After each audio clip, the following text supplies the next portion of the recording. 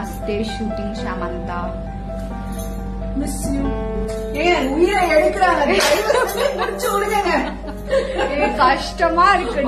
ஒரு heart பிரேக்கிங்கான update தாங்க. S, நம்ம ஆல்ரெடி சொன்ன மாதிரி பனி விழும் மலர்வனம் சீரியல் முடிய போகுது அப்படின்னு நான் சொல்லியிருந்தேன். நிறைய கமெண்ட்ஸ்லாம் ஏன் முடிக்கிறீங்க அப்படின்ற மாதிரிலாம் சொல்லியிருந்தாங்க. பட் எஸ், முடிய போகுது. இப்போ பார்த்தீங்கன்னா அதனுடைய லாஸ்ட் டே ஷூட் எடுத்திருக்காங்க. நம்ம வினிஷாவும் பார்த்தீங்கன்னா ஒரு வீடியோவை ஷேர் பண்ணியிருக்காங்க லாஸ்ட் டே ஷூட்லேருந்து.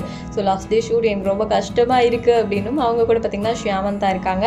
அவங்க 2 பேரும் லைக் ஃபன் பண்ணுற மாதிரியான ஒரு வீடியோ. பட் நம்ம வினுஷாக்கு முகமே இல்லை, ரொம்ப வாடி போய் இருக்குது. லாஸ்ட் டே ஷூட் எனக்கு ரொம்ப கஷ்டமாக இருக்குடி அப்படின்ற மாதிரி சொல்லிட்டு இருக்காங்க.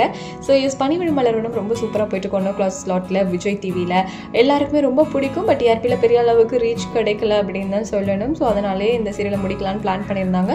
ஆஸ் ஆஃப் நவ் இப்போ 212 எபிசோட்ஸ் வந்து கிராஸ் பண்ணியிருக்கு. அடுத்த வீக்கில் முடியறதுக்கு எக்கச்சக்கமான வாய்ப்புகள் இருக்குது. அதாவது March 29th முடிக்கலாம் அப்படின்ற பிளான் பண்ணியிருக்காங்களாம். அப்படி பார்த்தோன்னா ஓவராலாக 220 எபிசோட்ஸ் வந்து இந்த சீரியல் கவர் பண்ணும் அப்படின்னு கூட சொல்லலாம். ஒரு சீரியல் ஸ்டார்ட் பண்ணி அட்லீஸ்ட் ஒரு 1 year போகணும். வெறும் 200 எபிசோட்ஸில் முடியறது அப்படிங்கிறது நிச்சயமாக கஷ்டமாக இருக்குது. அதுவும் ஒரு நல்ல சீரியல் தான்.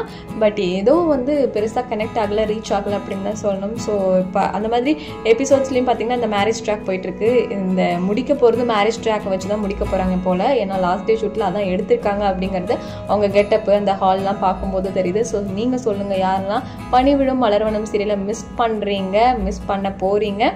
ஸோ இந்த சீரியல் முடிக்கலாம்னு நினைக்கிறீங்களா இல்லை வேணான்னு நினைக்கிறீங்களாங்கிறத கமெண்ட்டில் சொல்லுங்கள்.